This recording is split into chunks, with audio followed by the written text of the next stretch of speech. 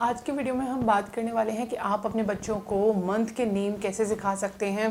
साल में जितने भी मंथ होते हैं हम सारे बच्चों को सीक्वेंस में कैसे याद कराएं। ये बेहद ज़रूरी है क्योंकि बच्चे को पता होना चाहिए कौन सा मंथ अभी चल रहा है, किस मंथ में सर्दियां स्टार्ट होती हैं, किस में गर्मियां स्टार्ट होती हैं। वो सारी चीज़ें जानना बच्चे को बहुत ज़्यादा ज़रूरी होता है। और जब बच्चे को एक बार मंथ के नेम आ जाते हैं उसके बाद में हम बच्चों को स्पेलिंग्स याद कराना स्टार्ट कर सकते हैं। बट बिफोर दैट हमें बच्चों को मंथ के नेम याद कराना ज़रूरी होता है।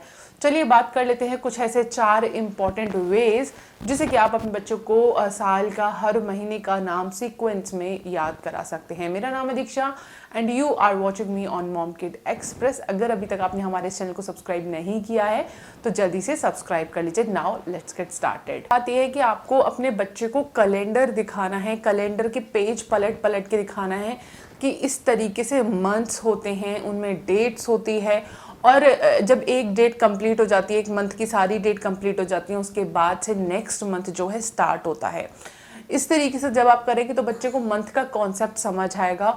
दूसरा, जब आप पेज टर्न कर रहे हैं तो बच्चे को ये रीड आउट करें कि दिस इज जनवरी, फरवरी, मार्च, अप्रैल। जब आप कैलेंडर का जो पेज है वो टर्न करते वक्त बच्चे को बताएंगे तो बच्चे को इनमें डिफरेंशिएशन समझ आएगा कि हाँ जनवरी अलग होता है, फरवरी अलग होता है, मार्च अलग होता है। इस तरीके से बच्चे को डिफरेंस करना भी आएगा। और प्लस कैलेंडर से भी बच्चे धीरे धीरे फेमिलियर होंगे। फर्स्ट जब भी हम कैलेंडर में बच्चे को डेट पढ़ना सिखाते हैं उसमें सबसे पहले हम बच्चे को जो है मंथ का नेम याद कराते हैं कि हमें हमेशा मंथ का नेम पता होना चाहिए। देन ओनली हम जो है डेट को पता कर सकते हैं।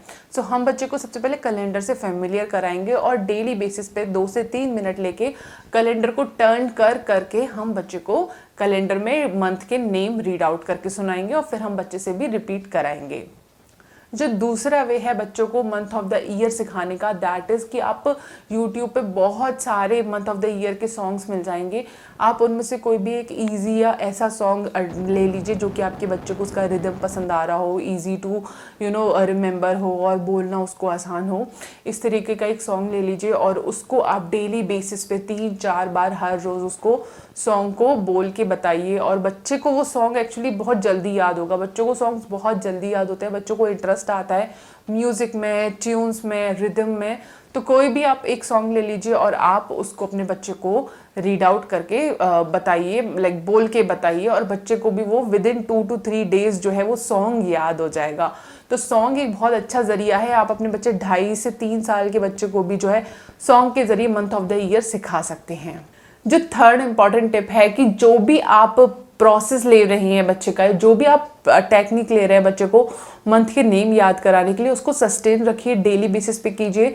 जैसे कि मैंने जो कैलेंडर वाला टेक्निक बोला वो डेली बेसिस पे आपको 2-3 मिनट के लिए आप सुबह करा लीजिए, 2-3 मिनट शाम को करा लीजिए, पर ये हर रोज़ होना चाहिए।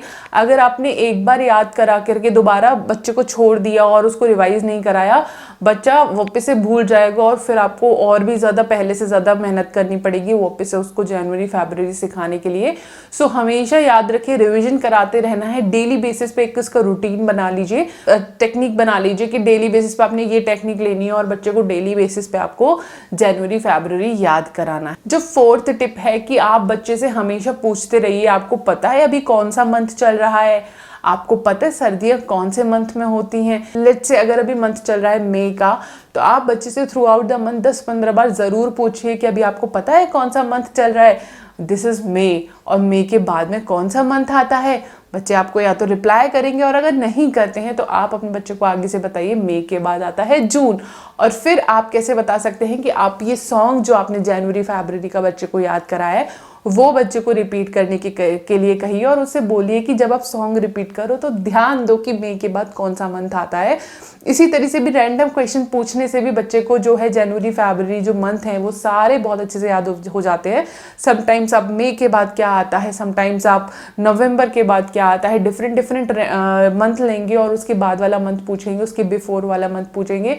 तो एक तो बिफोर और आफ्टर का कॉन्सेप्ट भी बच्चे को क्लियर होता है। प्लस जब बच्चे रैंडम मंथ के नेम के बाद वाला बताते हैं तो उनको थोड़ा सा सोचना पड़ता है और वापस वो सॉन्ग को रिपीट करना पड़ता है। इससे भी वो उनको जो मंथ ऑफ द ईयर है वो अच्छे से मेमोराइज हो जाते हैं।